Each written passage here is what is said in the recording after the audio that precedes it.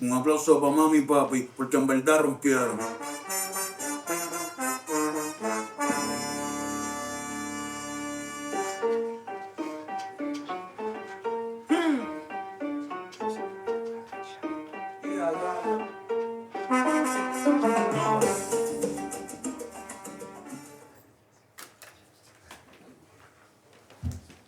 Les stéréotypes, vous les voyez sans vraiment y prêter attention, mais dans l'audiovisuel, que ce soit dans les pubs ou les séries à la télé, ils ont un impact. Aujourd'hui, on en parle.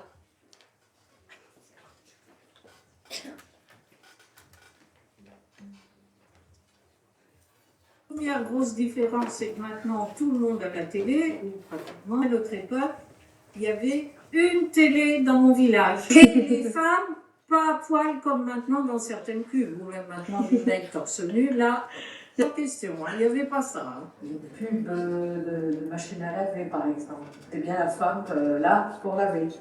On savait que c'était la femme. Maintenant, ça a quand même évolué par rapport à ça. Parce que c'est moins pire qu'il y a 20 ans, 30 ans, 40 ans, où la femme était complètement l'agonie et le mec était dans son canapé avec sa pipe et son journal. Donc c'était des femmes qui faisaient souvent les pubs, bien habillées, même souvent avec le tablier, et puis elles faisaient de la pub pour des produits d'alimentation, par exemple... comme la mère Denis. Voilà. Les pubs de Banania, par exemple, qui sont plus ou moins... À l'époque, on aurait dit qu'elles étaient racistes, parce qu'on montrait des noirs, on montrait... Alors que maintenant, on ne peut plus faire ce genre de choses. Et dans les préjugés raciaux, on a souvent des femmes de ménage de l'hôpital qui sont des Antillaises ou des Africaines. Le chinois est plutôt vécu comme un commerçant. Il y a beaucoup de préjugés qui sont le reflet de la société. Par rapport aux films qu'on a pu voir quand j'étais jeune, moi, il y avait des scènes d'amour, par exemple, sans que ce soit du porno. Il y avait un tas de scènes d'amour qu'on ne montrait pas. Maintenant, on est beaucoup plus libre et il n'y a pas de souci de ce sport-là. On peut voir des scènes, on parlait de racisme, mais on peut voir aussi des pubs avec des gens qui sont homosexuels, qu'ils soient hommes ou femmes. Et maintenant, c'est beaucoup plus ouvert, c'est la vie de chacun. Maintenant, ça a un peu bougé, mais on a encore beaucoup de stéréotypes genrés. Il y a 30, 40 ans, 50 ans même, on ne parlait jamais ouvertement, ou très très peu, d'homosexualité. Et actuellement, dans tous les films, dans toutes les séries, c'est très rare qu'il n'y ait pas un couple homosexuel, donc ça s'est beaucoup libéralisé là-dessus. Donc pour moi, c'est une évolution. Dans ce sens-là, c'est bien. Donc, bonjour à toutes et à tous, bienvenue dans notre conférence sur l'audiovisuel au-delà des clichés. Celle-ci sera animée par notre équipe composée de Rosen, Loïs, Olivia, Marine, Julie et moi-même. Et nous avons l'honneur d'accueillir Kevin Robin, Steven Lemaître, Mathieu Cassino, que vous pouvez applaudir bien fort.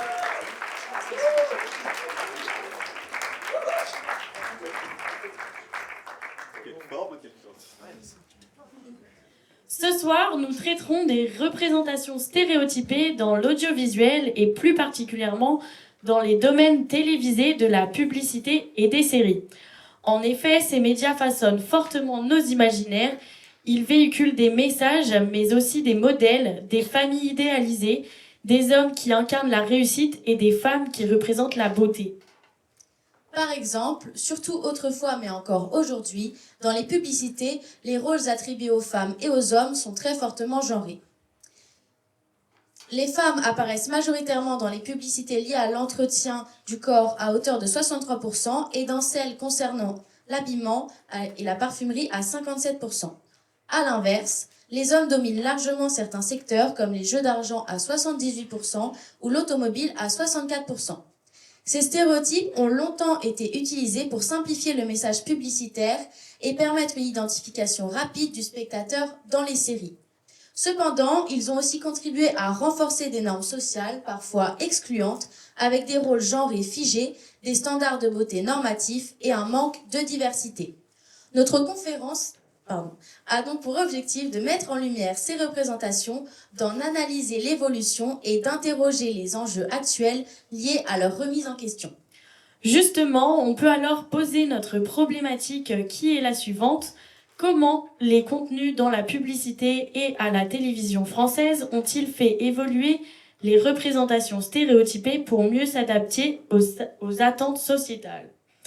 À savoir que lorsqu'on évoque les attentes sociétales, nous parlons des valeurs, sensibilités, revendications et préoccupations d'une société à un moment donné.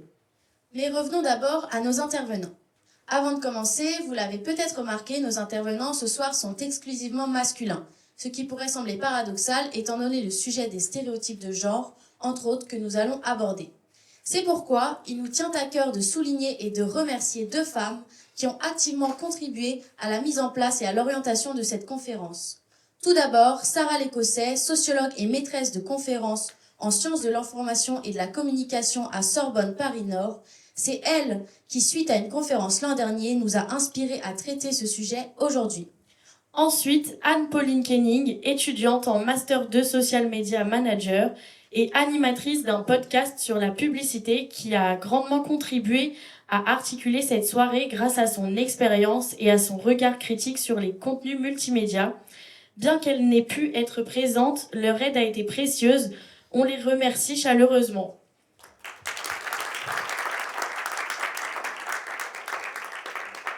Et dorénavant, passons à vous, Kevin, Mathieu et Steven. Vous nous faites l'honneur d'être ici ce soir. Merci beaucoup. Pouvez-vous vous présenter un par un ? Merci à vous pour l'invitation surtout. Alors moi je m'appelle Kevin, du coup je suis le gérant d'une entreprise de vidéo, photo et drone sur Lannion, donc entreprise MLJ Production. Donc ça situe un petit peu tout le monde. Je suis le camion noir avec le gros drone jaune qui se balade un peu partout. C'est souvent comme ça qu'on m'identifie. Donc voilà, donc moi mon métier c'est de créer du contenu photo, du contenu vidéo et voilà, d'être le plus créatif possible et original possible. Voilà. Bonsoir tout le monde, hein, merci pour cette invitation. Moi donc c'est Mathieu Cassimo, moi je suis comédien, auteur et réalisateur aussi. Moi je suis plutôt interprète par mon métier, moi j'ai plus un regard par rapport à votre sujet. J'ai un regard qui est plus, on va dire, intérieur par rapport à ce qui se passe. Et à côté de ça, moi je réalise aussi des courts-métrages surtout et j'écris en tant qu'auteur et notamment pour une série d'une quotidienne de France 3 Corse. Voilà. Bonsoir tout le monde, alors Stéphane Lemaître, je suis comme Kevin, photographe et vidéaste, je suis très grand passionné. J'enseigne aussi occasionnellement en tant que vacataire parmi, je reconnais pas mal là ici, des collègues. Et donc en tant que photographe vidéaste, comme Kevin aussi, je produis du contenu multimédia, audiovisuel. Et je suis aussi, j'ai double casquette aussi pour ce soir, je suis aussi historien de l'art. Et en tant qu'historien de l'art, normalement la spécialité c'est le Moyen-Âge, mais j'ai aussi une autre spécialité, c'est donc les représentations du mid-century, de l'art déco, dont les publicités. Donc c'est entre autres à ce titre que j'essaierai un petit peu d'apporter quelques lumières, en tout cas quelques éléments iconographiques. Voilà, et je vous remercie beaucoup pour l'invitation. Avec plaisir, donc merci. Donc merci pour votre réponse. Ensuite, en quoi consiste concrètement votre métier ? Donc vous pouvez peut-être nous parler de vos missions. Est-ce que vous avez par exemple une journée type Comme j'ai le micro, je vais continuer du coup. Alors, je suis extrêmement bavard, alors je vais quand même essayer, n'hésitez pas à nous timer parce que ça risque de partir loin, surtout qu'on doit finir à 19h. Alors, premièrement, quelles sont les missions ? Les missions sont très très vastes. Ça peut aller d'une simple mission de photographie pour une famille, hein, tout simplement. Je peux très bien me retrouver à faire des photos de couples ou de familles qui se baladent sur la plage, très souvent des couples que je connais, parce que je fonctionne beaucoup bouche à oreille, jusqu'à des documentaires vidéo pour des artistes, des clips, enfin voilà, c'est vraiment, en ce qui me concerne en tout cas, j'ai vraiment une activité très très très variée. Comme je l'ai dit, je suis passionné, donc je travaille beaucoup, que ça soit dans mon travail, même personnellement, je travaille énormément. Donc les missions, je vous l'ai dit, sont très variées. Et est-ce qu'il existe une journée type? Absolument pas. À part juste se lever le matin, prendre le petit-déj et aller se coucher, il n'y a que ça comme constant dans mes journées. Sinon, entre les deux, c'est jamais la même chose. Voilà, donc je ne peux pas parler de journée type. Moi, je vais pareil dire que journée type, ça n'existe pas vraiment sur ce genre de métier artistique. Comment dire moi, je suis plus, on va dire, interprète dans un premier temps. Donc, moi, je suis surtout celui qui va recevoir des textes et qui va devoir les interpréter, voilà, tout simplement. Et comme je disais, j'ai une autre activité où je suis auteur et réalisateur maintenant. Et là, effectivement, les choses se passent. C'est moi qui vais lancer des projets, tout simplement. Là, je ne vais plus être en attente et c'est moi qui vais voilà, initier des choses. Voilà, c'est un petit peu comment ça se passe. Et oui, franchement, pour journée type, je pense qu'on ne peut pas vraiment en parler, surtout quand on fait partie de ce milieu-là. Non, pas vraiment, quoi. Les journées changent d'une journée à l'autre, quoi. Donc, voilà. Eh bien, tout a été un peu dit.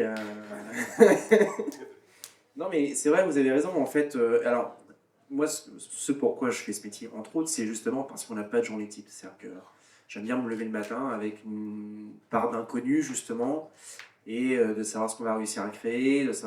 On a un domaine où, comme tu le dis, Steven, on est sollicité par des particuliers ou des professionnels pour créer du contenu. On connaît nos missions, mais on ne sait pas réellement sur quoi on va tomber. Des fois, on essaie de se projeter un petit peu, et finalement, on se rend compte qu'on est plutôt à côté. Donc, en fait, c'est ça que je trouve génial. Donc, voilà, il n'y a pas vraiment de journée type. C'est la magie de ce métier, un petit peu. Ok, très bien. Et donc, comment décririez-vous la communication audiovisuelle en quelques mots seulement?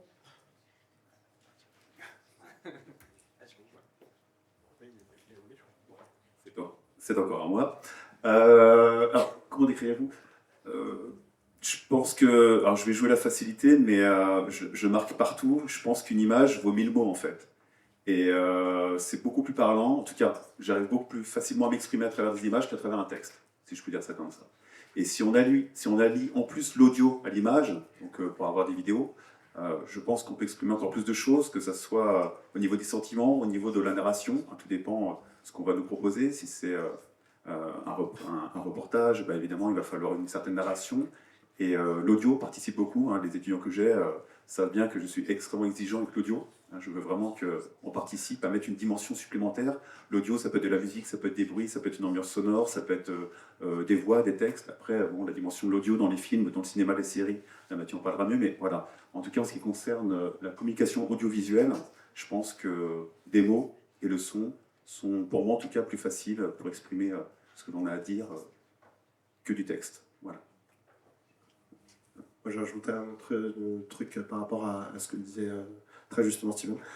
C'est que quand on apprend à écrire un scénario, notamment, on va apprendre à aller à l'essentiel.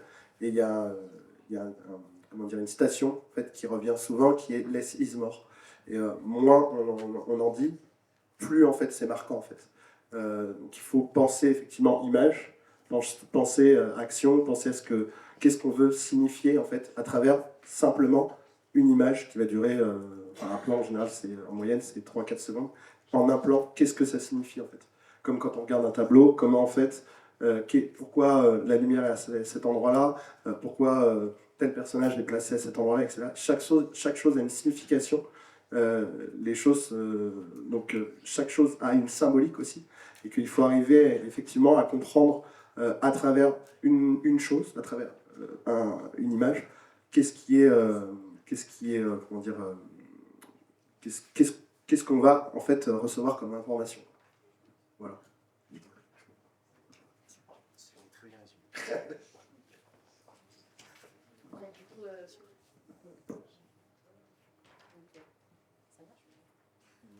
Mon micro, si c'est bon.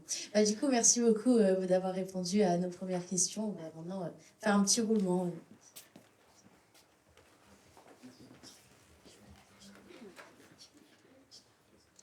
Maintenant que nous connaissons nos 3 intervenants, nous allons tester vos connaissances.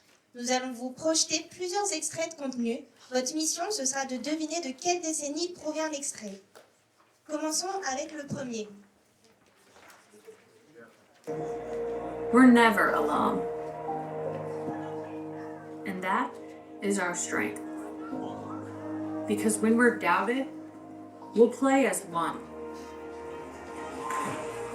When we're held back, we'll go farther and harder. If we're not taken seriously, we'll prove that wrong. And if we don't fit the sport, we'll change the sport.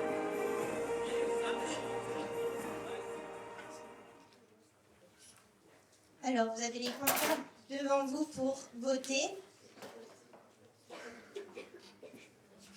Il y a du 2010, du 2020 en grande partie. Et la réponse, c'était 2020. Bravo à ceux qui ont réussi. En effet, c'est une pub Nike qui est très actuelle. Et cet extrait, il valorise la diversité et surtout, il casse les codes traditionnels. Maintenant, passons au deuxième extrait. Ce sera plus facile de se voir comme ça. Je t'aurais manqué, hein, si j'étais parti à Lille. Toute ma vie.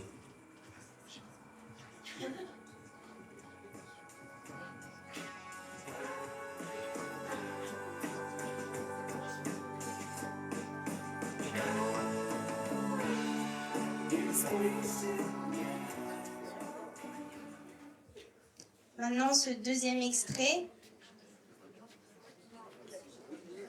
en très grande partie du 2020, Oui, et vous avez, 2020.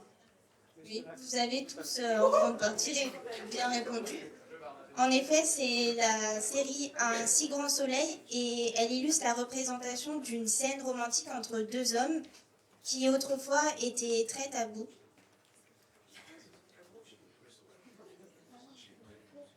Donc on va passer au troisième extrait.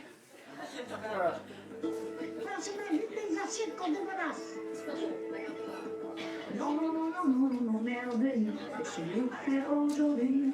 Non, non, non, non, non, non, merde, laissez-nous faire aujourd'hui. Et un qui tape des selles vedettes, avec son programme à l'écran, vedette, consomme juste ce qu'ils sont, vedette, d'énergie et de rouge.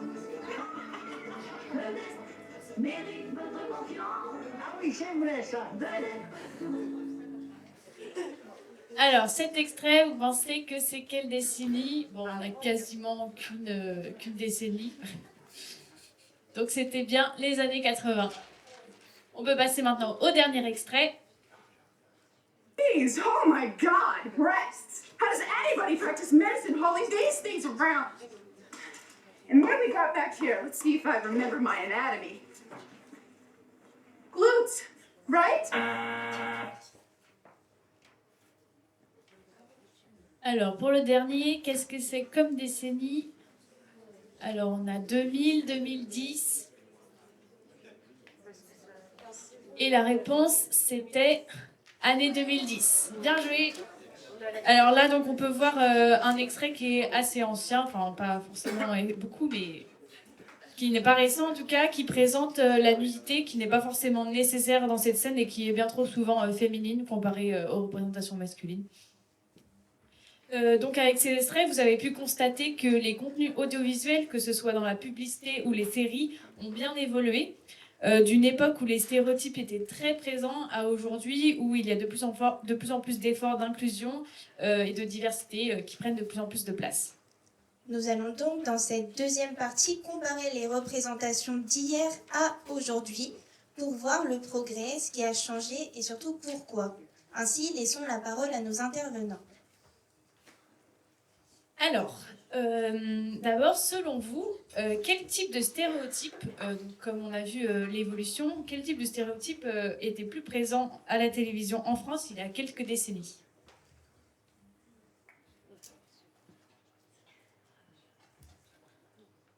Alors, En ce qui me concerne, j'étais enfant dans les années 80 et ado dans les années 90.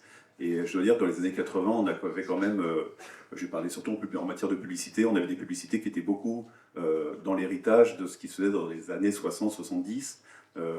Pour parler des représentations, en tout cas les stéréotypes, j'entends par stéréotypes des caractéristiques communes qu'on va trouver dans un groupe social afin de l'identifier plus rapidement. On peut dire ça comme ça, c'est une des définitions en tout cas qu'on pourrait retenir. Et en parlant justement de stéréotypes, je retiens surtout les ethnotypes. Donc quand je dis ethnotypes, j'entends parler de stéréotypes de type ethnique. Peut-être que l'un des plus connus, on le voit un petit peu partout, là c'est Banania par exemple. On avait un artilleur sénégalais, une image vraiment très colonialiste qui date probablement des années 14, les années 1914, et on a justement ce stéréotype qui est resté jusque dans les années 70, et même dans les années 80, en tant que tout petit, j'attendais encore Yabon Banania, vous voyez, ce genre de stéréotypes ethniques qui sont intolérables maintenant. Et autre stéréotype aussi, je pense aux stéréotypes genrés, et surtout la femme en tant que ménagère, mais aussi en tant que présentoir, ça on pourra peut-être développer plus, mais la femme était très souvent donc, la ménagère, on vendait des produits ménagers à travers ses utilisateurs, utilisatrices, en tout cas le cœur de cible imaginé ou souhaité, pas forcément réaliste, mais en tout cas des publicitaires, et aussi la femme en tant que présentoir. Donc ça c'est un stéréotype qui est resté très longtemps en tant que présentoir, c'est-à-dire que la femme n'était pas forcément le cœur de cible, mais était là pour mettre en valeur un produit. Voilà, donc c'est ce que j'ai en tête en tout cas pour les décennies des années 80-90 qui sont celles de mon enfance et de mon adolescence. Ouais, je rejoins assez ce que tu dis, Steven. Et d'ailleurs, aujourd'hui, on le voit encore beaucoup. Mais c'est vrai que, alors, je suis un peu plus jeune du coup que Steven, et pour le coup, moi je suis plus des années 90. J'ai pas connu vraiment les pubs comme la dernière qu'on a vue là. J'ai connu des pubs très stéréotypées. Pour autant, moi j'ai connu des pubs où justement on commençait déjà à avoir cette réflexion de se dire ok,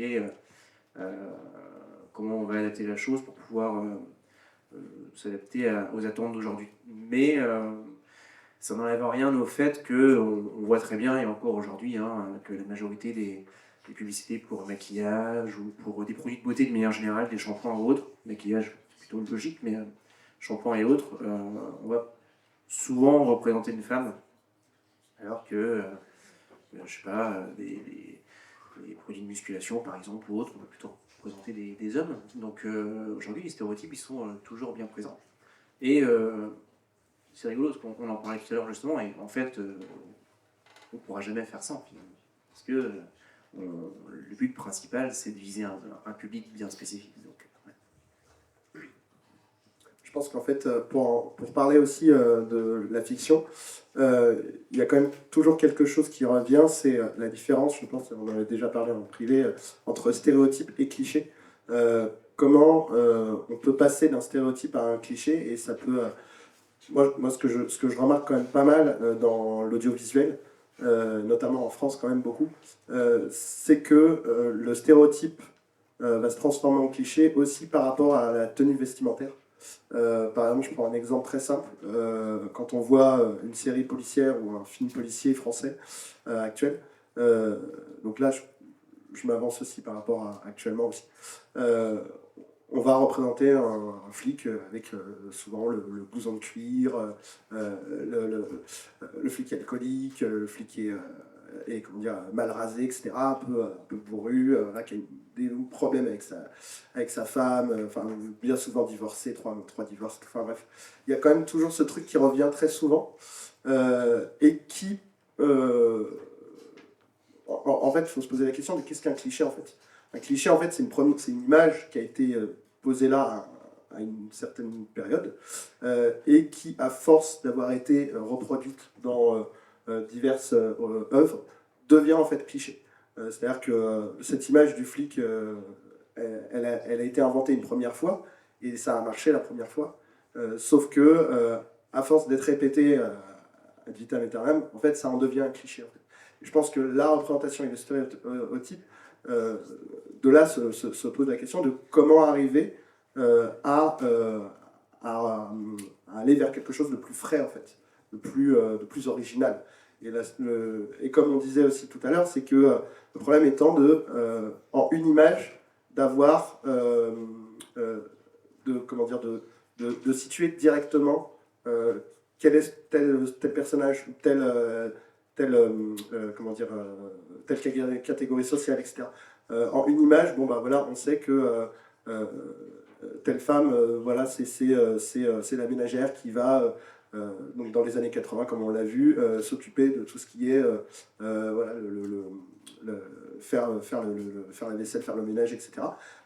Parce que ça correspond à cette période-là. Maintenant, effectivement, l'évolution et heureusement fait que les choses changent, mais que les stéréotypes se modifient avec le temps, quoi. Eh ben, merci beaucoup pour cette précision entre clichés et stéréotypes très intéressante. Maintenant, passons à la deuxième question. Quel changement majeur avez-vous observé dans la manière dont les individus sont représentés aujourd'hui? Là, pour repartir peut-être sur les deux stéréotypes qui, moi, en tout cas, m'ont marqué quand j'étais ado, c'est-à-dire vraiment le stéréotype de la femme au foyer. Je prends exprès le terme de ménagère. C'est extrêmement péjoratif, mais c'est vraiment ce qu'il faut comprendre. Et c'est la ménagère, la femme au foyer, la femme qui fait le ménage. Voilà, exactement, la ménagère. Et on a une évolution, c'est évident, même si on en avait discuté un petit peu entre nous, s'il y a un retour quand même de la... je ne sais plus comment on le dit, mais c'est un terme anglais, de la femme au foyer qui revient sur TikTok ou autre. Hein. Mais ça, c'est très exagéré, très masculiniste. Mais en tout cas, en ce qui concerne notre sujet sur la télé, et en tout cas, moi, ma passion, la publicité, la femme au foyer s'efface de plus en plus. On voit des hommes qui soient divorcés ou pas, qui soient pères de famille ou pas, qui soient parents solitaires ou pas, qui s'occupent de leurs enfants, qui leur font la cuisine, qui leur font le ménage, qui les emmènent à l'école, qui leur font les devoirs, etc., etc. Tout ce qu'une femme devait faire avant. Je mets bien des gros guillemets parce que c'est pas tout ce que je pense, évidemment. On voit aussi à l'inverse des femmes qui conduisent des voitures. Ouais, ça paraît étonnant, mais dans les années 80, les femmes ne conduisaient pas des voitures, hein, c'était rare. Donc il suffit de voir en plus les représentations dans les sports mécaniques. Hein, pareil, là, on est sur une société aussi qui était très masculine. Et c'est vrai que les femmes qui commencent à conduire des voitures, dans les pubs de voitures, c'est plutôt récent, elles se faisaient plutôt conduire. Voilà, il y a cette évolution déjà dans les publicités, l'évolution de la femme au foyer qui est tout simplement une femme comme un homme. Et comme un homme, peut-être aussi une femme, et en fait, on s'en fout, homme ou femme, tout simplement. Donc ça, c'est intéressant que la publicité évolue dans ce sens-là. Et en ce qui concerne aussi les éthnotypes, avant, on vendait plus facilement, on en parlait tout à l'heure aussi, on vendait plus facilement du café. Lorsqu'on mettait une représentation d'un Sud-Américain, par exemple, très caricaturé, là je parle carrément de caricature, avec les stéréotypes, avec l'accent, avec lingo, les ponts au café, etc., ce genre de choses, qui passent plus du tout maintenant, et encore heureux. Et maintenant, on va plutôt vendre le café sud-américain équatorial avec des paysages plutôt qu'avec des personnes. Donc pareil, le cacao, on va le vendre plutôt avec des paysages plutôt qu'avec des personnes. Donc on va plutôt mettre un environnement ou une destination presque touristique à travers ces paysages plutôt qu'à travers des stéréotypes humains. Donc ça, c'est aussi une évolution constatée, et une évolution qui apparaît plutôt au début des années 2000, et qui s'accentue en 2010, et puis qui commence à s'accentuer maintenant, en espérant qu'on continue sur ce chemin-là, en tout cas. Et d'ailleurs, c'est intéressant ce que tu dis, Sion, parce qu'en effet, ça évolue, et on voit du coup arriver un nouveau type de stéréotype, finalement. C'est-à-dire qu'en effet, aujourd'hui, c'est aussi un phénomène sociétal, en fait, hein, parce qu'aujourd'hui, on peut difficilement concevoir... justement qu'on reste dans ces normes. Il y a aussi un gros phénomène marketing. Aujourd'hui, une chose qui était inconcevable avant, les femmes peuvent aller travailler, ils gagnent de l'argent aussi, et donc du coup, les marques, ils y voient aussi là un intérêt de placer leurs produits, et puis de potentiellement vendre beaucoup plus, et donc moi j'y vois beaucoup aussi le côté marketing, en fait, hein, c'est-à-dire que il y a le phénomène de société qui est là, c'est-à-dire qu'aujourd'hui, les femmes ont leur mot à dire, et je trouve ça vraiment super. Il y a eu un gros travail qui a été fait là-dessus, et forcément, les marques s'en emparent. Au-delà de ça, il y a quand même d'autres stéréotypes qui se développent, et tout à l'heure, tu parlais des voitures. En effet, aujourd'hui, une femme peut faire du sport auto, par exemple, des choses comme ça, des choses qui étaient inconcevables avant. Malgré tout, je ne sais pas si vous vous en êtes déjà rendu compte, mais je connais très peu de séries, ou très peu de films, ou très peu de reportages où on voit une femme faire du sport auto qui aurait quelques formes ou autres. On a toujours cette représentation de la femme bien musclée, avec la silhouette un petit peu parfaite. On est encore une fois dans une forme de stéréotype, puis il y a plein d'exemples comme ça. Donc on voit toute une forme, toute une évolution, mais toujours stéréotypée à fond en fait. C'est assez terrible. Moi, je voulais rajouter quelque chose, toujours par rapport à la fiction, en France notamment. On peut remarquer effectivement une évolution dans les populations issues de la diversité en fiction. Heureusement, les choses ont changé et qu'il y a quand même plus une représentation diversifiée de la population qu'on peut voir à l'écran. Mais quand même, on remarque, mine de rien, que les gens issus de la diversité sont souvent cantonnés à des types de personnages qui sont plutôt d'un milieu prolétariat, d'un milieu social pas très aisé, etc. Et c'est rare d'avoir, en fiction française, hein, je trouve que les Anglais sont un peu plus ouverts quand même que nous à cet endroit-là, pour l'instant. Mais c'est quand même rare de voir un personnage d'avocat d'origine africaine ou d'origine asiatique, etc. On est quand même bloqué quand même dans des clichés, et ça, on peut le remarquer notamment, moi je le vois de l'intérieur, quand je vois des annonces de casting notamment, c'est un peu toujours les mêmes choses en fait qui reviennent pour tel type de personnage. On cherche tel type de personnage, enfin tel type de profil pour un personnage quelqu'un qui va faire le ménage par exemple. On va rarement chercher des femmes d'origine caucasienne, on va plutôt chercher des femmes d'origine asiatique, etc. Et ça on le voit dans les annonces de casting. Donc il y a une volonté malgré tout de vouloir faire changer les choses, heureusement, en s'adaptant aussi à l'évolution de la société. Mais il y a quand même un truc qui reste quand même un petit peu ancré actuellement et qui a du mal en fait à évoluer aussi, quoi. Merci beaucoup pour ces réponses variées. En tout cas, malgré le fait qu'il reste beaucoup de choses à changer, il y a quand même des choses qui ont changé. Nous savons notamment qu'en 2018, une charte d'engagement a été signée pour lutter contre les stéréotypes sexuels, sexistes et sexués dans la publicité. Et donc on peut se demander, moi je vous pose la question, qu'est-ce qui, selon vous, a été le moteur principal des évolutions, dont cette charte par exemple. Donc voilà, ça peut être soit les mouvements sociaux, la réglementation, les attentes du public, ou même les marques qui peuvent prendre elles-mêmes l'initiative d'évoluer.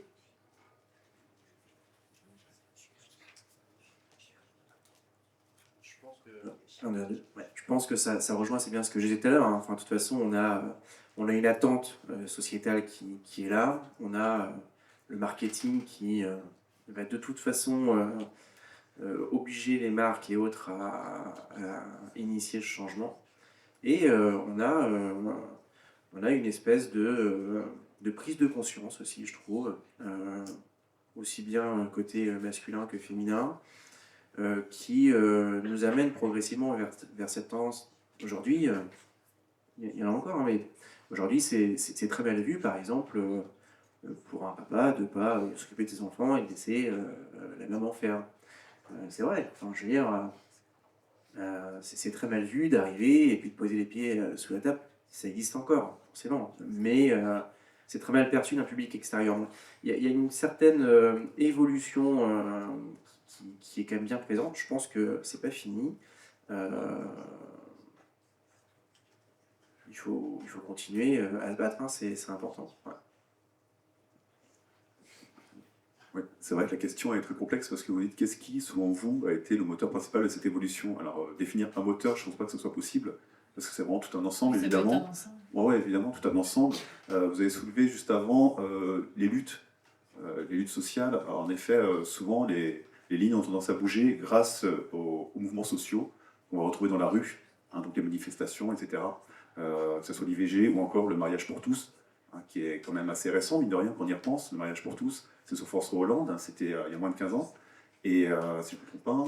Et donc, du coup, voilà. Donc, nous sommes quand même sur une évolution de la société qui a fait bouger les lignes, mais ce n'était pas une décision politique. Le politique arrive quand même un peu au dernier niveau à ce niveau-là. C'est quand même le peuple d'abord qui a fait bouger les choses à travers différentes manifestations, et le politique est presque le dernier maillon de la chaîne, important évidemment, mais presque le dernier maillon de la chaîne, en tout cas pour valider ce mariage. Donc là, on est vraiment sur des mouvements sociétaux qui qui reflètent tout simplement la société. Donc évidemment, après, les publicités vont s'emparer de ces mouvements et vont suivre en même temps la tendance. Ce qui m'intéresse aussi, là d'un point de vue un peu plus de vieux ou de moins jeunes, parce que j'ai quand même plus de 40 ans, c'est les réseaux sociaux. Je pense que les réseaux sociaux ont vraiment fait bouger les lignes, parce qu'on a une information qui va beaucoup plus vite. Enfin moi, tout bête, mais je veux contacter mes copains, j'ai 14 ans dans les années 90, je veux contacter mes copains, bah écoutez, ça va mettre des plombs. Hein. Une information, quelqu'un fait une bêtise le samedi soir, va falloir attendre le lundi au collège ou au lycée pour savoir qu'est-ce qu'il a fait comme bêtise.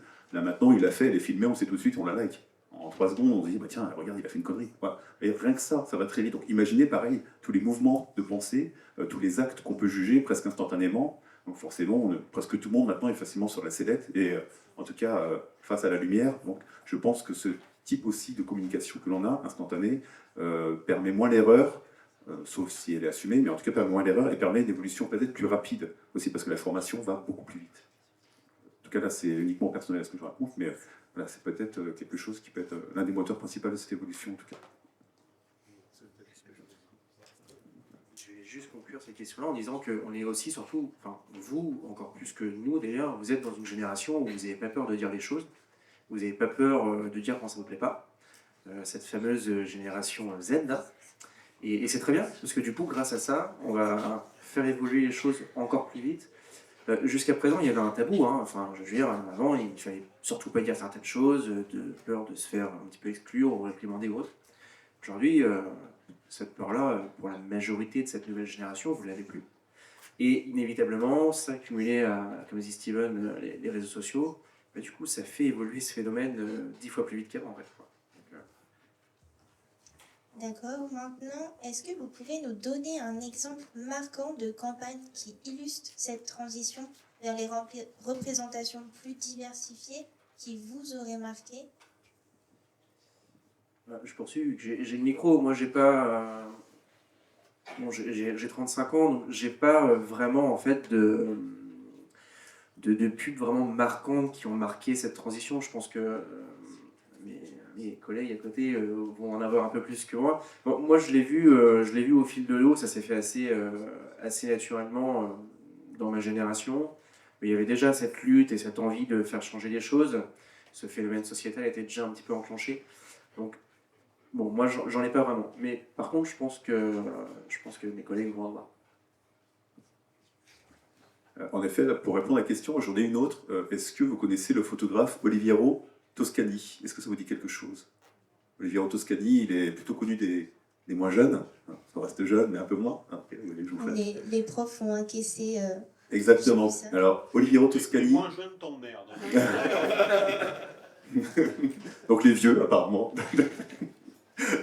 Et donc, Oliviero Toscani est très connu des moins jeunes, ou de ma génération dont je m'inclus, hein, je t'en prie, merci. Sinon je ne le citerai même pas, pour surtout ces campagnes dites choc, qui ont commencé principalement dans les années 80, avec United Colors of Benetton. Est-ce que vous avez déjà entendu parler de United Colors of Benetton?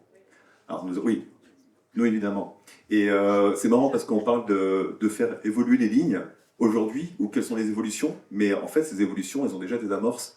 Et pour moi en tout cas, dans mon imaginaire des publicités, les premières campagnes qui ont vraiment fait évoluer les représentations des ethnotypes, donc je répète, hein, les ethnotypes, ce sont les stéréotypes ethniques, et même là plus encore, parce qu'on a des ethnotypes, mais aussi des stéréotypes de religion, des stéréotypes de genre, etc.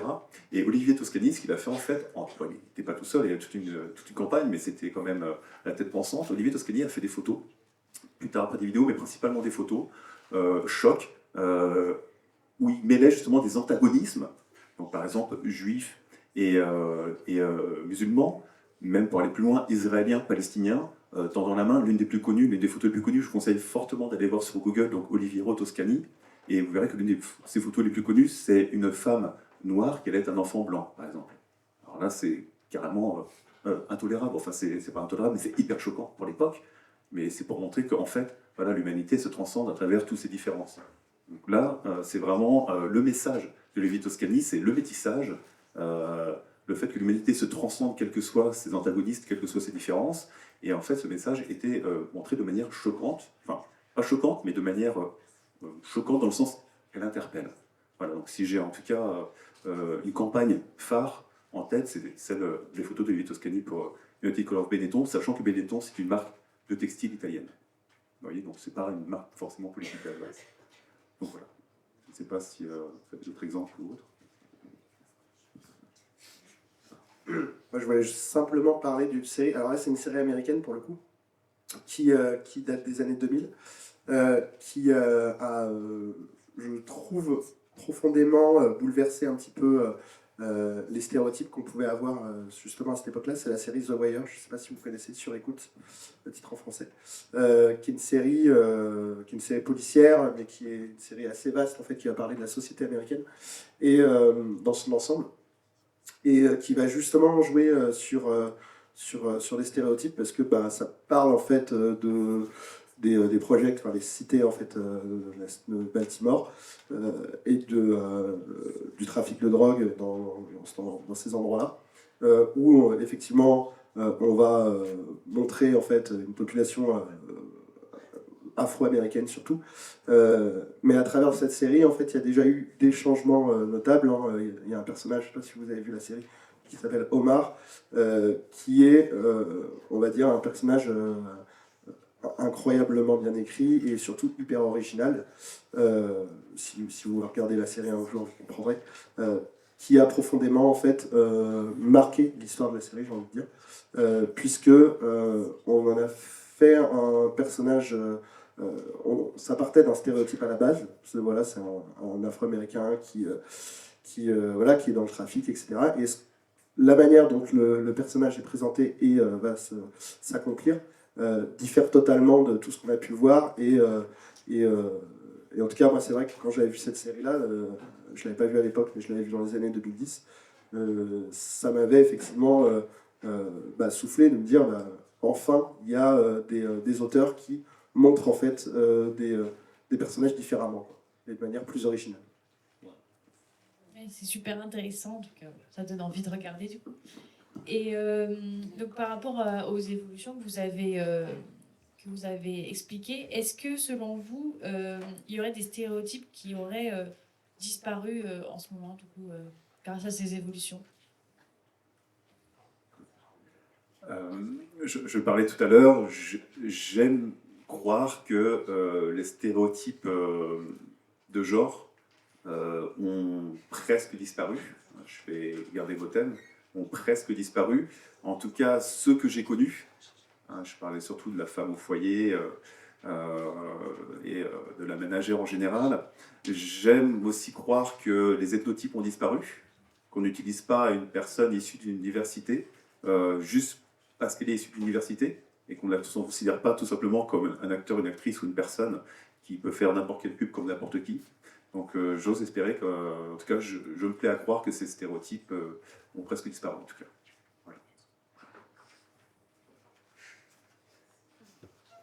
Voilà. C'est très bien aussi.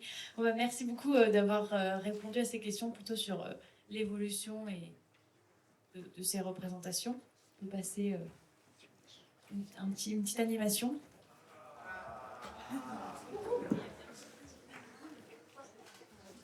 Donc maintenant, ça va être à vous de participer. Donc nous avons établi que l'évolution vers des images plus diverses et moins stéréotypées est bien en marche. Mais il est crucial de se demander si cette tendance est toujours sincère ou simplement de façade. Et c'est ce que nous allons voir dans ces vidéos. This bra feels easy, soft, and visible. Feels feminine. It's really a part of my body. I like the color. I like the lace. Even though it's a push-up bra, it's also giving me the support that I need. It hugs your curves just right. Like I could just wear it 24/7. One word to describe that: soft, easy, gentle, yes. Colorful, plushy, comfortable. That's it. That's the word. Comfortable. Alors, je vais vous inviter à vous lever si vous pensez que cette publicité correspond à du diversity washing, c'est-à-dire une stratégie marketing, ou bien à rester assis si vous pensez au contraire qu'elle correspond à une véritable évolution dans l'inclusivité. Vous restez assis si vous pensez que c'est une évolution positive pour l'inclusivité. Vous vous levez si vous pensez que c'est du diversity washing ou une stratégie marketing.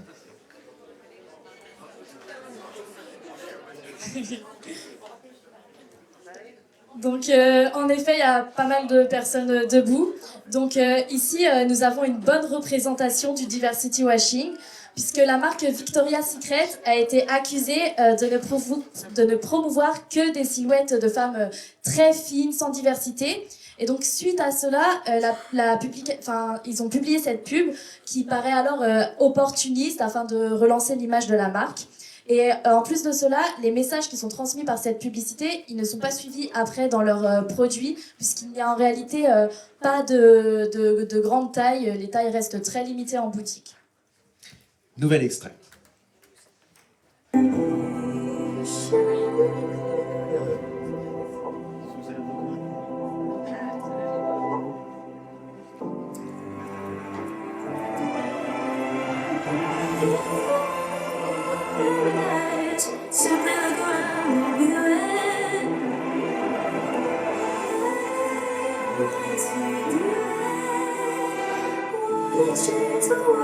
There's nothing to it.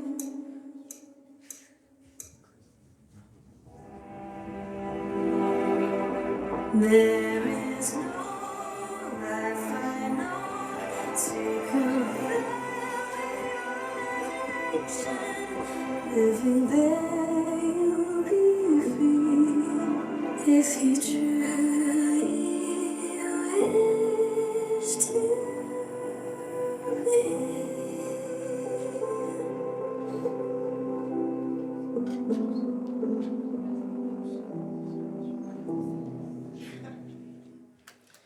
À nouveau, je vous invite à vous lever si vous pensez que c'est une stratégie marketing, du diversity washing, ou à rester assis si vous pensez au contraire que c'est une évolution positive pour l'inclusivité.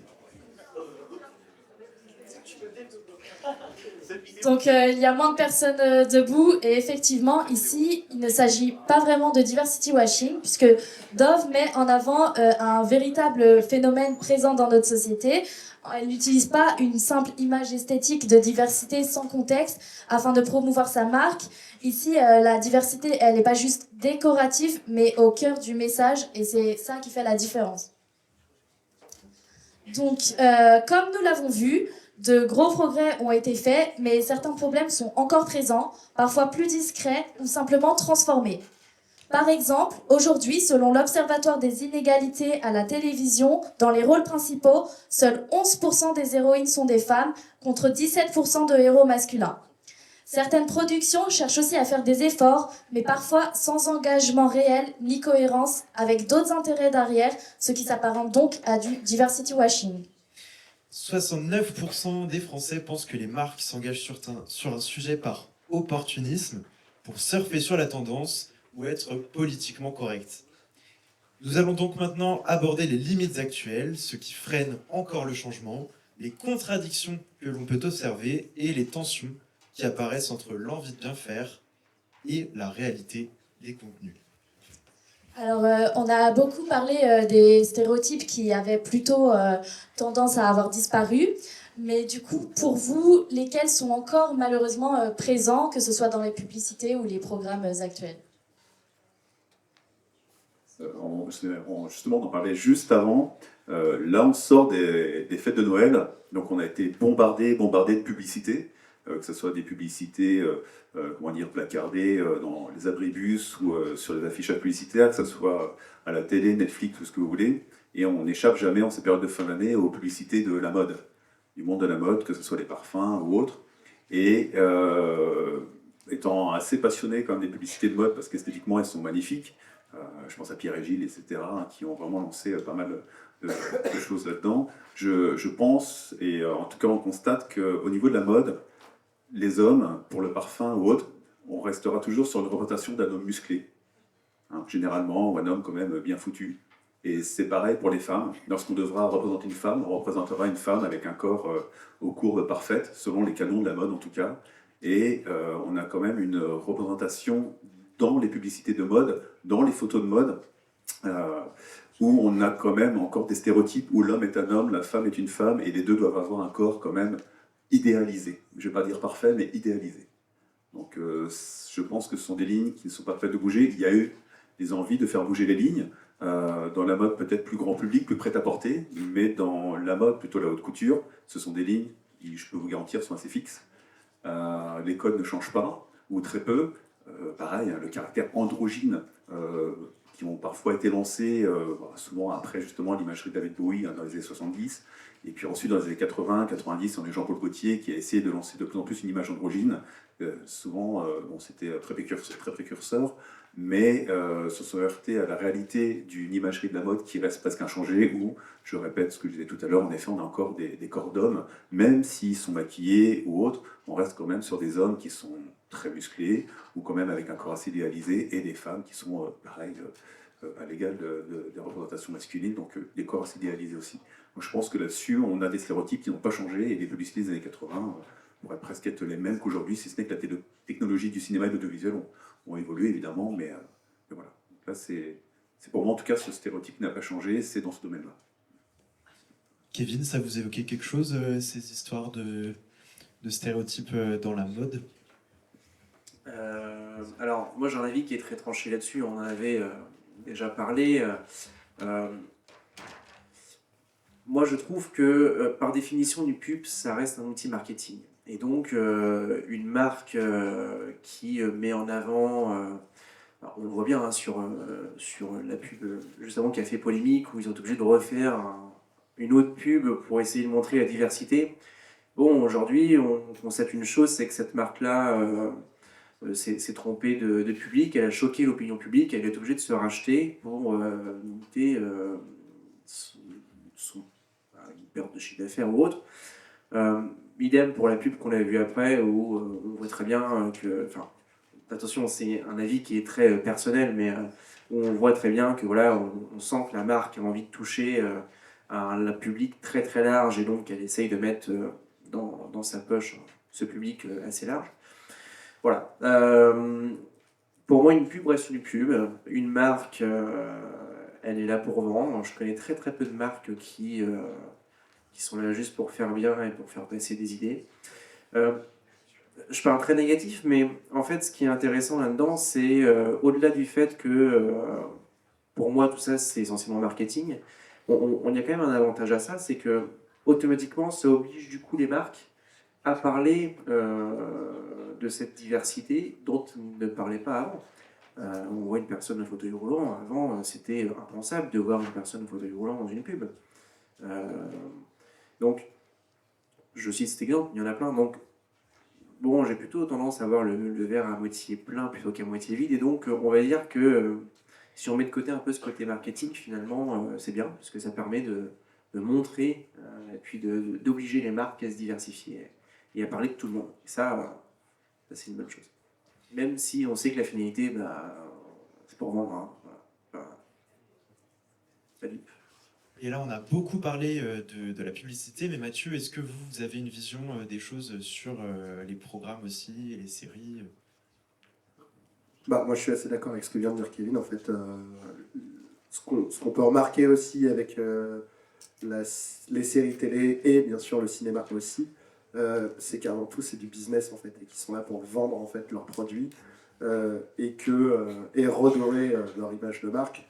Quand on voit un petit peu bon là je vais étendre plutôt, même si ça reste un peu hors sujet, mais aux États-Unis, quand on voit les grands studios qui produisent du contenu pour les plateformes ou des films pour le cinéma, enfin surtout d'ailleurs pour tout ce qui est SVOD, hein, contenu plateforme, là on est quand même sur quelque chose où on va essayer de faire plaisir un peu à tout le monde.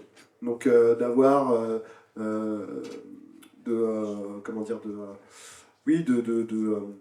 d'avoir tel type de personnage qui est un peu plus mis en avant, une forte représentativité de certaines ethnies, etc., ou certains genres, voilà.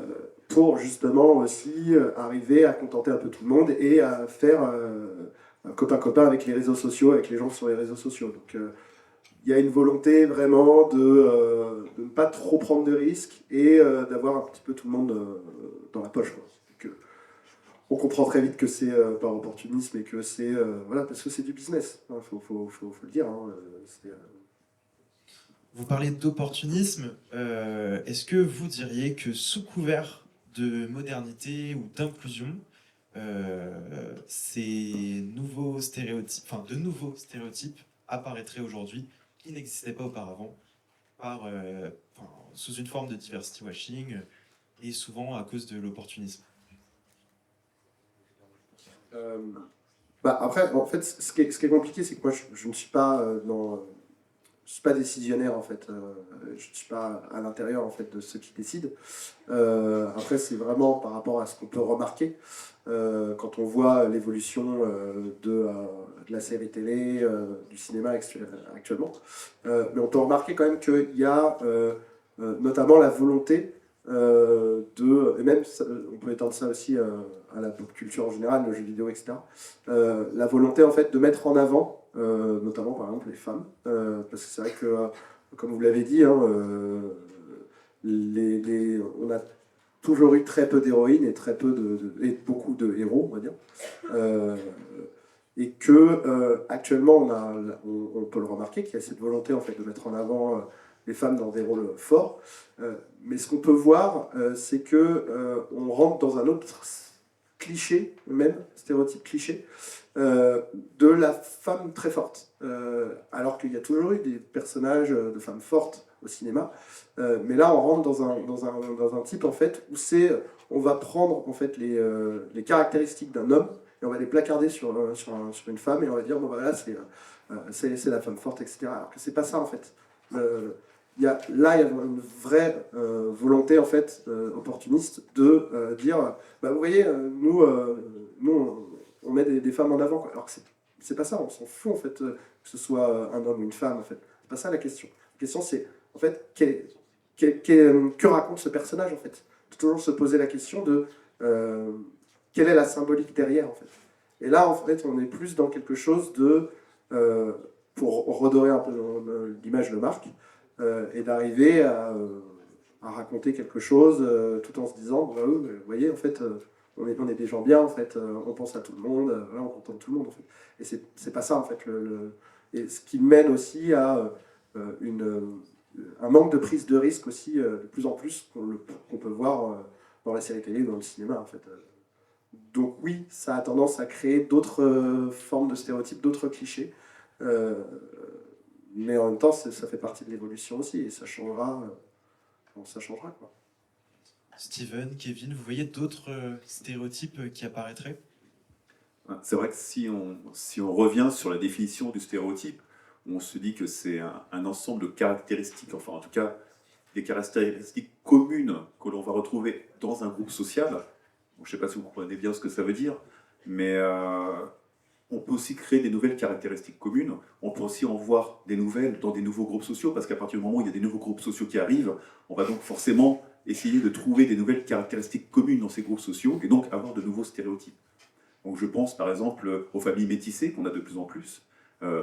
Franchement, des années 80-90, c'était hyper rare d'avoir des couples métissés. Très très rare. Aujourd'hui, c'est un cœur de cible qu'on retrouve énormément, très souvent à la télévision. Donc que ce soit pour les voitures, pour le Nutella, pour les pâtes, ce que vous voulez. Donc là, on peut se poser la question de est-ce qu'on va mettre en avant un cœur de cible ou est-ce qu'on va mettre en avant un produit, ou les deux, lequel on va retenir avant? Est-ce qu'on a d'abord retenu que ah tiens, cette famille me ressemble, ou tiens, ce produit m'intéresse parce que cette famille me ressemble ou parce que j'aime ce produit? Vous voyez, c'est cette question-là qu'on peut se poser ensuite. Donc comment le stéréotype va nous attirer? Est-ce que parce qu'on fait partie de ce groupe social que ce stéréotype me parle?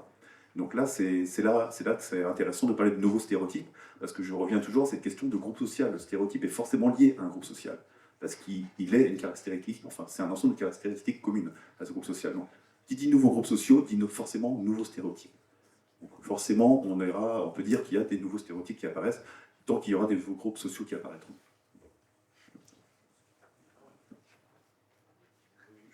Je validais simplement ce que tu disais, j'étais assez d'accord, mais voilà.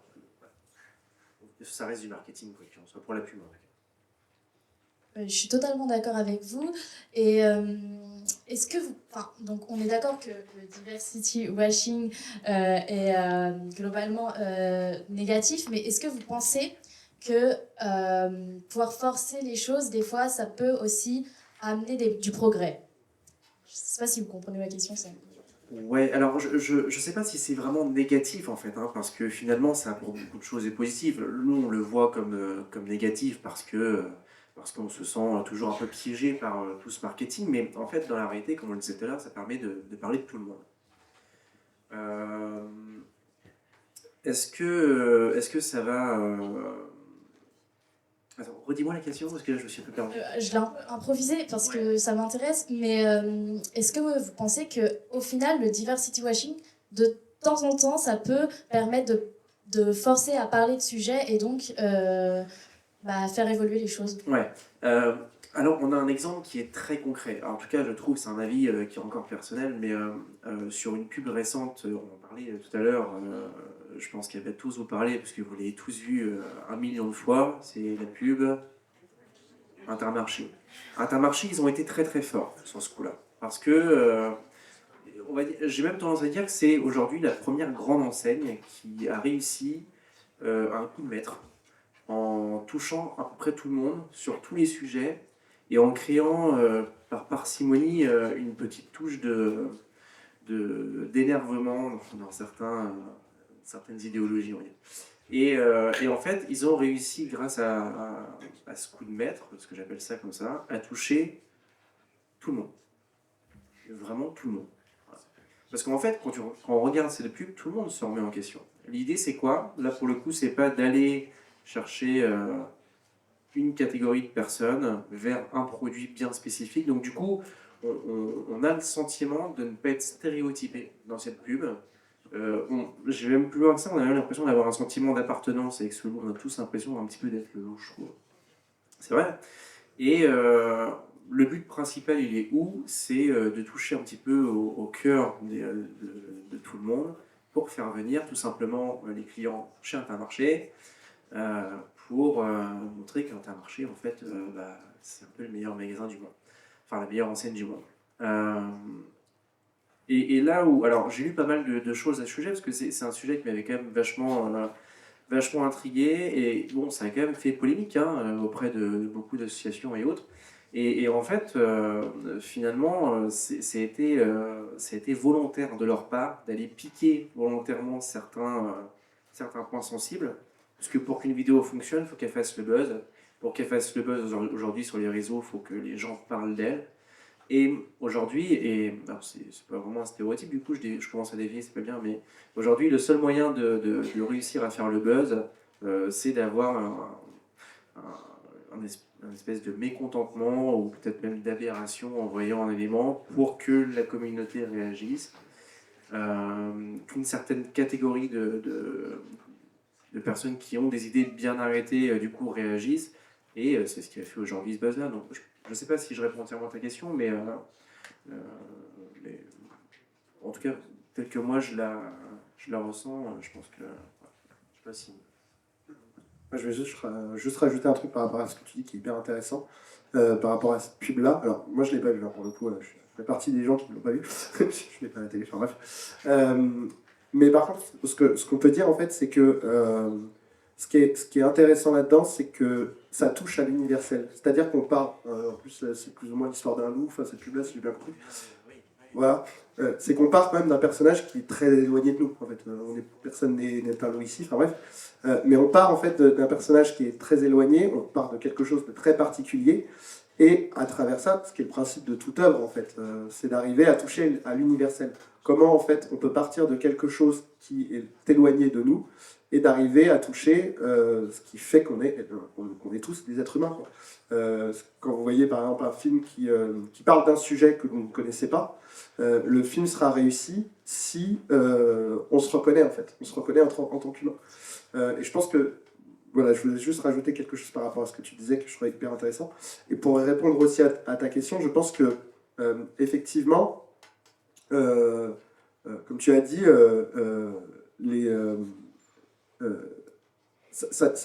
tout ça permet aussi de faire évoluer la société en fait, et d'arriver à parler de sujets en fait qui sont importants et d'arriver à représenter tout le monde en fait, parce que le but étant d'arriver à aussi toucher en fait tout le monde. Mais comme disait Steven tout à l'heure en parlant en privé, avec une publicité, on ne peut pas réussir à toucher tout le monde d'un coup, en fait. Donc comment est-ce que... C'est là où je trouve intéressant. C'est là où justement ils ont réussi à travers cette pub à toucher tout le monde en même temps. Ouais. Il est vraiment là, le maître. Il est vraiment extraordinaire. Et ils arrivent à fédérer tout le monde, à montrer que peu importe les différences, on peut tous être amis, on peut tous être copains. Et au-delà du côté marketing de la pub, je trouve qu'il y a un message qui est très très fort. C'est là où je trouve qu'ils ont vraiment... à mon avis, pour moi, c'est la pub qui va marquer un petit peu... si on a la question de tout à l'heure, justement, si dans 10 ans, on va me poser la question de savoir quelle pub t'aura marqué, je pense que je garderai celle-là. Mais comme tu dis, parce qu'elle a été pensée, en fait. Et je pense que ce qui manque actuellement, dans beaucoup d'œuvres de fiction, je parle encore, c'est que on cherche plus à réfléchir, en fait, à toucher à l'universel. On se dit, qu'est-ce qui plaît en ce moment? Ça, on va mettre ça, on va cocher des cases et tout. Et en fait, c'est pas ça, en fait. Ce qui nous touche en tant qu'être humain, c'est d'arriver justement à partir de quelque chose de particulier, d'arriver, en fait, à nous émouvoir, en fait, à toucher ce qu'on est. Je rejoins totalement mes collègues.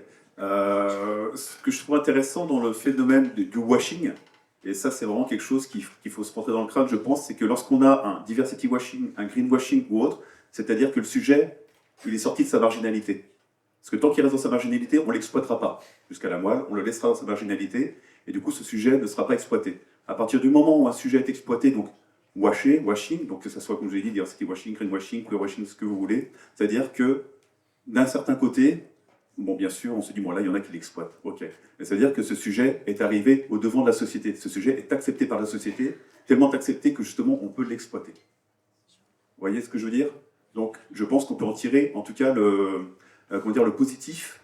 Je me dis que là, je suis issu, par exemple, d'une certaine minorité. Si demain, j'essaie de faire reconnaître ma minorité ou mon groupe social ou autre, et que je vois qu'à force de lutte, etc., on est reconnu à la télé, et qu'en plus, on commence à nous voir partout et que les gens en ont marre, je me dis, bon, c'est bon, le combat est gagné. En tout cas, il est en bonne voie, on commence à nous voir partout, tellement qu'on a envie de nous représenter, on a envie de nous utiliser. Donc c'est un peu paradoxal, hein, c'est un peu antagonique, mais bon, je pense qu'on peut en tout cas, dans le washing, voir quelque chose de positif. Je dis bien en partie, hein, parce que tout n'est pas bon forcément. Donc, voilà, si je pouvais conclure. En gros, même une mauvaise pub reste une publicité. Voilà. Genre, ça peut un peu être considéré comme une transition pour ensuite parler correctement de ces sujets-là et les représenter correctement. Tout à fait. Et exactement. Parce que quand on parle de washing, c'est toujours d'un sujet marginal à la base dont on va parler. Parce que le greenwashing, l'écologie, on en parle toujours, tout le temps, c'est un mouvement politique. Et quand on était gamin, l'écologie, ceux qui étaient écolos, honnêtement, on s'en souvient, c'était ceux qui bouffaient des graines dans leur forêt, dans leur lac. Voilà, c'est ça, quoi. Ça a changé maintenant. Hein. Donc, les écolos, c'était ça, quoi. Et maintenant, non. Vous voyez, donc le greenwashing a du bon. On a parlé de diversity washing. Le diversity washing, c'est donner l'impression d'une représentation et d'une inclusivité. Aujourd'hui, la part de personnages queer dans les représentations est passée de 7% à peu près en 2020 à 9,3% en 2021. Mais alors, comment savoir si une démarche d'inclusion relève véritablement d'une volonté de changement ou d'un simple outil de marketing dans les représentations? Alors là, de notre petit point de vue, en tout cas de mon petit point de vue, je pense que la démarche, il faut la poser, cette question, il faut la poser à ceux qui écrivent. Comme disait tout à l'heure, aux décideurs, comme disait Mathieu, parce que c'est eux qui écrivent et qui donnent les intentions de la narration, de l'image que l'on va avoir. Et si c'est une réelle volonté, là, c'est vraiment les décideurs qui le font. Moi, à mon échelle, je ne pourrais pas répondre précisément à cette question, parce que c'est une question, je pense, qui dépasse mes compétences, en tout cas. Comment savoir si une démarche d'inclusion relève d'une réelle volonté de changement d'un simple outil marketing, c'est compliqué. Après, on revient à ce qu'on disait tout à l'heure dans le diversity washing. Là, est-ce que maintenant, en plus qu'on n'est pas issu de cette diversité, comment on est capable de déceler justement si là on est en train de nous utiliser ou si au contraire on est en train de nous promouvoir? Je pense que là, en ce qui me concerne, en tout cas, c'est une question qui est hors de ma portée. Voilà. Hors de ma portée aussi. C'est hors de la portée de touche. Ok, très bien, mais merci. Je pense que c'est aussi, il y a aussi la possibilité après de se renseigner, par exemple sur la marque, voir par exemple, on parlait de Victoria's Secret, qui en fait ne fait absolument pas de grande taille, je pense qu'après, on peut vite se rendre compte que du coup, c'est du diversity washing, mais... Ouais, tout à fait. Et puis après, on a aussi les messages de chargés de com. Donc on va avoir tous les chargés de com derrière qui vont arriver à commencer à vous, ils vont dire non, non, si, cela, etc., qui vont réagir sur X ou autre. Exactement. Donc voilà, ça peut être un jeu de ping-pong qui est sans fin. Mais c'est vrai que là, vous avez tout à fait raison. On peut se renseigner en effet sur les marques et essayer de trouver les bonnes infos pour pouvoir justement déceler le vrai du faux. Donc ça, c'est très bien vu, merci à vous. Et du coup, concernant plutôt justement la réception des publicités, des séries et la tolérance aux stéréotypes, est-ce que vous pensez qu'il y a des différences entre les générations plus âgées et les nouvelles générations? Comment on reçoit ces stéréotypes-là? Alors, comment on les ressent? Je pense qu'aujourd'hui, nous, notre nouvelle génération, on est un peu moins tolérants sur le manque de diversité et sur la classification et sur la stigmatisation. Je pense que si aujourd'hui on voyait une pub Monsieur Propre avec la ménagère qui nettoie toute la maison et autres, je pense qu'on serait, à mon avis, tous un petit peu choqués. Pour nos grands-parents, ils y sont habitués. Ils sont beaucoup moins dans cette démarche de changement. Et donc, je pense à mon avis, qu'ils seraient beaucoup moins choqués. Et je pense qu'ils trouveraient ça même presque normal, en fait, cette normalité que nous, on n'a plus finalement aujourd'hui. Voilà. Pour ma part, je pense qu'aujourd'hui, on est plus tolérant. Et c'est justement le fait qu'on soit plus tolérant et que grâce aux réseaux sociaux, on peut manifester ce mécontentement assez facilement, qu'aujourd'hui, les marques ne peuvent plus se permettre de faire ça. Ça serait ils se tiraient une balle dans le pied. Je pense que... Oui, lorsqu'on parlait ensemble, lorsqu'on préparait la conférence ensemble il y a quelques semaines, il y a un sujet qui m'a beaucoup intéressé, que vous avez certainement entendu parler, surtout sur les réseaux sociaux, parce qu'on imagine toujours que les sociétés évoluent, progressent, mais on peut avoir aussi des sociétés qui régressent, en tout cas sur certains points. Et il y a un phénomène énorme que j'ai effleuré tout à l'heure, que je voudrais franchement parler, c'est la tradwife. Je suis sûr que vous avez entendu parler de ça, la tradwife. Tradwife, donc la femme traditionnelle, traditional wife. Alors là, on est sur un retour en arrière. On va promouvoir. Alors, on a eu, je ne sais pas si vous connaissez l'origine, mais on avait d'abord les Mnémonites, donc ce sont les Mormons, une frange des Mormons, et on a aussi les Amish, entre autres, qui ont lancé ce mouvement en France, aux États-Unis. Puis ensuite, on a les masculinistes. Donc là, pareil, il y a différentes franges, etc., les QAnon ou autres, et donc qui promeuvent donc la tradwife. Alors, la tradwife, je ne sais pas si vous connaissez exactement ce que c'est, mais on va vraiment avoir une image extrêmement stéréotypée, je vais même dire caricaturale, parce que quand on parle de caricature, c'est qu'on va prendre des stéréotypes, les déformer, les amplifier, pour avoir justement une lecture beaucoup plus simplifiée, beaucoup plus rapide d'un stéréotype ou d'une personnalité ou d'un caractère bien spécifique. Donc, vous voyez, la caricature est presque plus amplifiée que le stéréotype.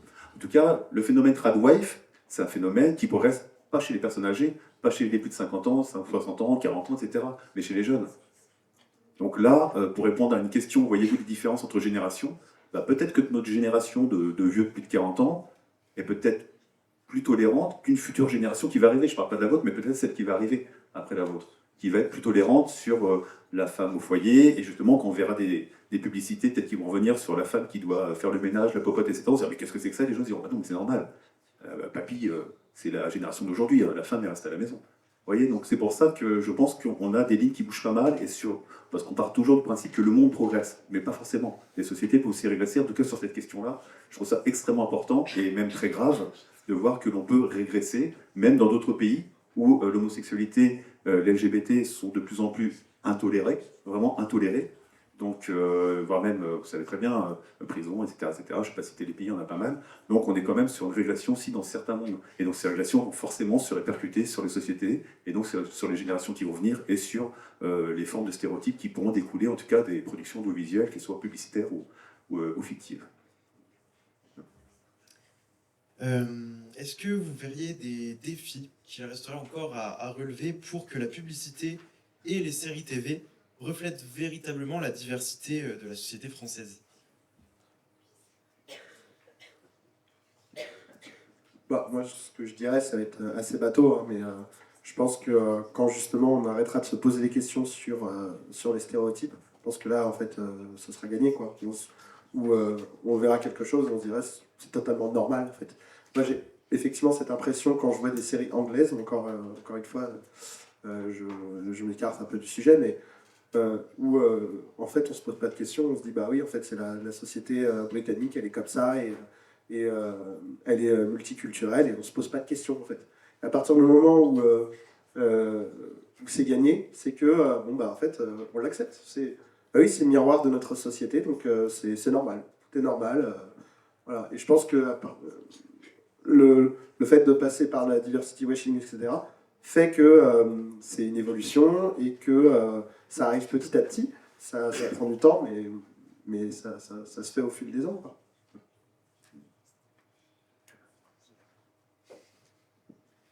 Oui, c'est vrai que les défis, c'est d'abord des défis sociétaux parce que vous savez que quand on parle de multimédia, un média, c'est-à-dire que c'est un moyen, c'est un prisme, enfin un médium, c'est un prisme qui nous permet justement de montrer une certaine réalité, hein, mais ça reste quand même un carcan. Donc ça ne pourra jamais représenter la société telle qu'elle est vraiment, surtout que la société, elle est diverse. Elle est vraiment extrêmement diverse. Si je veux revenir à la définition de stéréotype, je parlais justement de caractéristiques communes à un groupe social. Sauf qu'un groupe social, c'est plusieurs individus. Et chaque individu a des individualités, donc ça veut dire a des caractéristiques propres qui ne vont pas correspondre à son groupe social, qui ne sera pas commune à ces autres personnes, ces autres individus du groupe social. Donc même un groupe social, lui-même, est extrêmement complexe, de fait qu'il y a plusieurs individualités.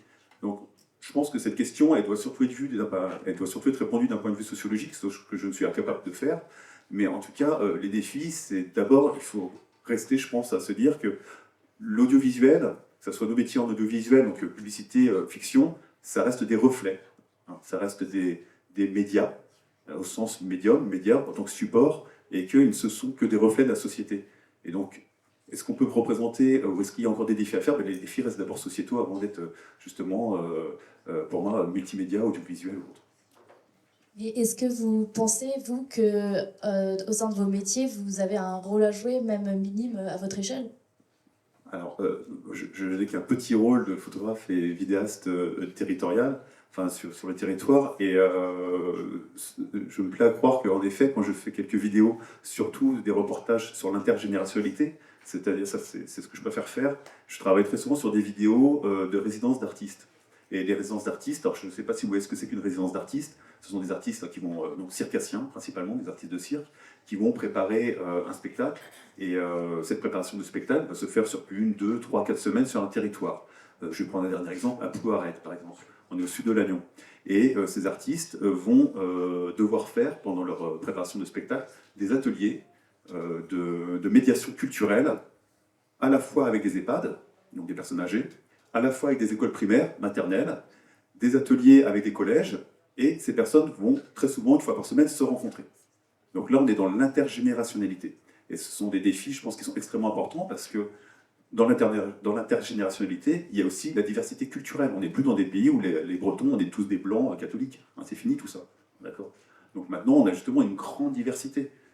Et le fait justement de réunir toutes ces générations, on réunit aussi des jeunes, des vieux, des moins jeunes, des moins vieux, mais des personnes d'origine différentes. Et là, c'est des petits défis que nous, on peut faire, c'est justement faire des petites vidéos. Voilà, comme ça, un petit reportage tout modeste, qui va être diffusé, et qui pourra montrer que oui, c'est possible à travers l'art, qui n'est que mon domaine, je ne parle que pour mon domaine, qu'à travers l'art, en effet, on peut faire évoluer les lignes, on peut faire évoluer des petites lignes localement, parce que ça commence par une étincelle localement, et puis après, hein, ça suit son cours, j'espère un peu plus haut. Mais voilà. En tout cas, à mon échelle, c'est le genre de défi que je me plais à croire que j'arrive à réaliser. Bah, moi, je pense à peu près, enfin, je pense vraiment comme Steven, hein, je pense qu'effectivement, on a tous un petit peu notre rôle à jouer justement dans l'évolution des choses.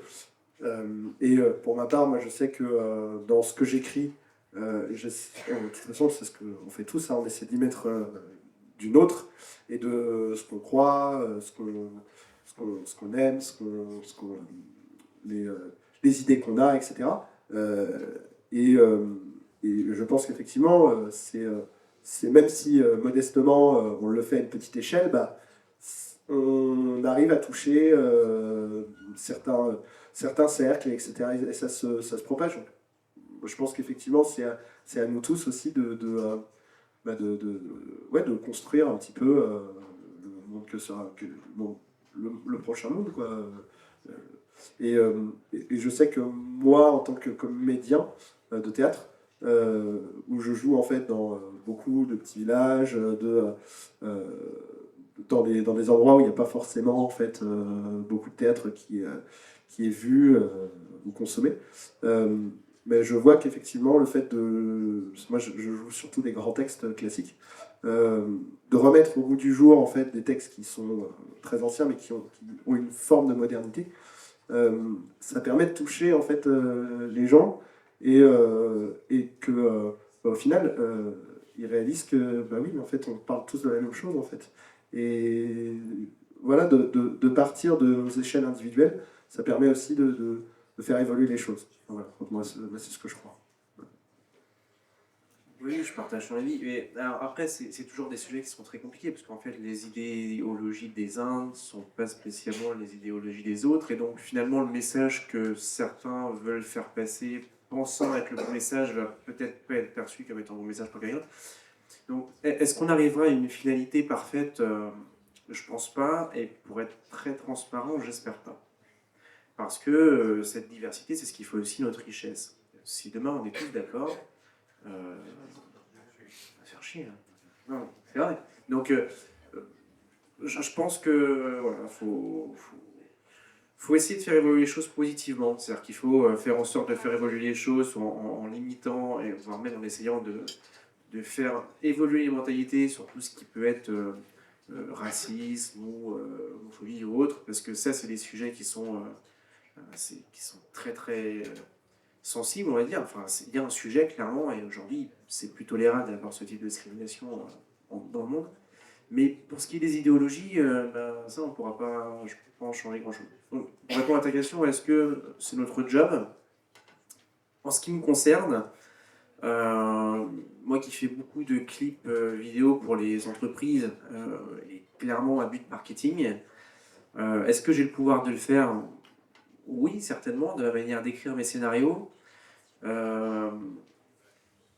Maintenant, les entreprises pour lesquelles je travaille ont toujours un droit de regard, et si leurs idéologies ne sont pas en phase avec les miennes, est-ce que je pourrais toujours le faire? Non, j'aurais pas plus de pouvoir. Finalement, on me demanderait d'ajuster et je devrais rentrer dans une case, quoi. Parce que on n'a pas le choix, en fait. Il faut aussi vivre. Voilà. Donc voilà. Après, pour tout ce qui est projet vidéo un peu plus personnel ou autre, oui, là, on peut faire passer nos idées. Mais encore une fois, mon idée va peut-être pas être la même que la vôtre ou que la vôtre. Voilà. Donc, en fait, c'est très compliqué. C'est un sujet qui est très compliqué à traiter. Il ne sera jamais. Totalement.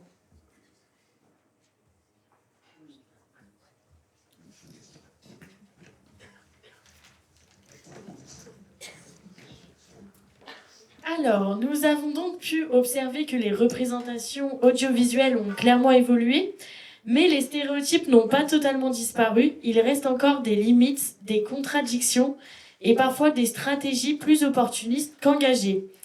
Donc après avoir posé toutes ces questions à nos intervenants, est-ce que parmi vous, dans cette salle, il y en a qui auraient des petites questions? Pas tous en même temps. Soyez pas timide. Peut-être que nos professeurs aussi ont des questions à poser aux intervenants. C'est trop clair. On n'est pas là pour poser de questions. Ah non, votre taf là sur ce coup. Non, après, si le sujet vous intéresse, peut-être que vous avez des interrogations. Bon, on voit que le public est très timide, donc on va passer aux remerciements. Merci à... Merci. Donc, merci à tous, donc surtout à nos intervenants, Kevin Robin, Steven Lemaître et Mathieu Cassimo, d'être venus ce soir, d'avoir répondu à nos questions et d'avoir apporté vos points de vue intéressants et de qualité. Nous avons pu en apprendre plus sur les représentations stéréotypées dans l'audiovisuel. On espère que la conférence vous a plu, aussi à vous, notre public, et on vous remercie pour votre attention. On tient également à remercier Magali pour son accompagnement depuis l'année dernière et sur toute la durée de notre projet. Et un grand merci également à Jean-Philippe pour le prêt du matériel. Donc notre conférence touche à sa fin. Passez une bonne soirée.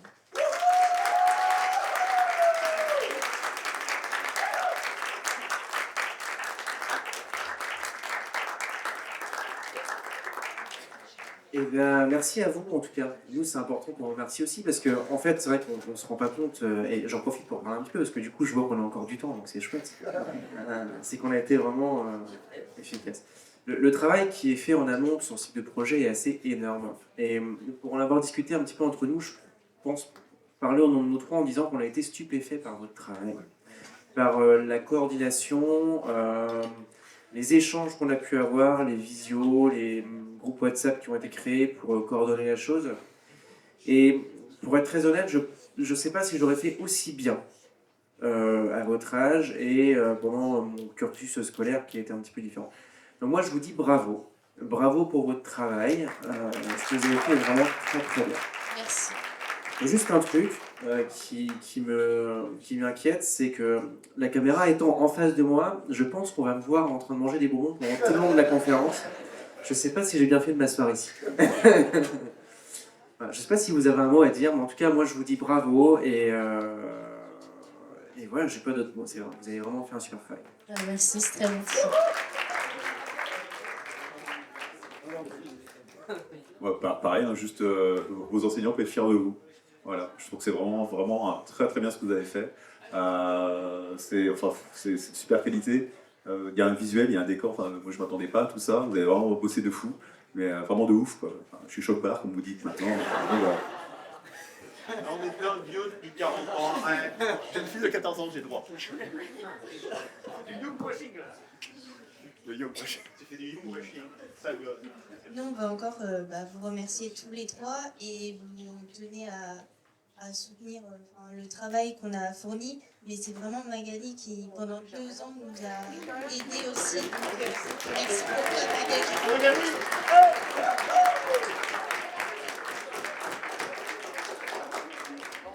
Et surtout, Magali a aidé pour toutes les conférences, pas seulement la nôtre, elle a aidé pour les conférences qu'il y a avant et celles qu'il y a encore la semaine prochaine. Donc c'est quand même un bon travail. On est accompagné et c'est ça qui fait plaisir, c'est on peut fournir un bon travail parce qu'on est accompagné et pas on est laissé à l'abandon comme peut-être dans certains autres endroits. Merci à tous. Merci à vous.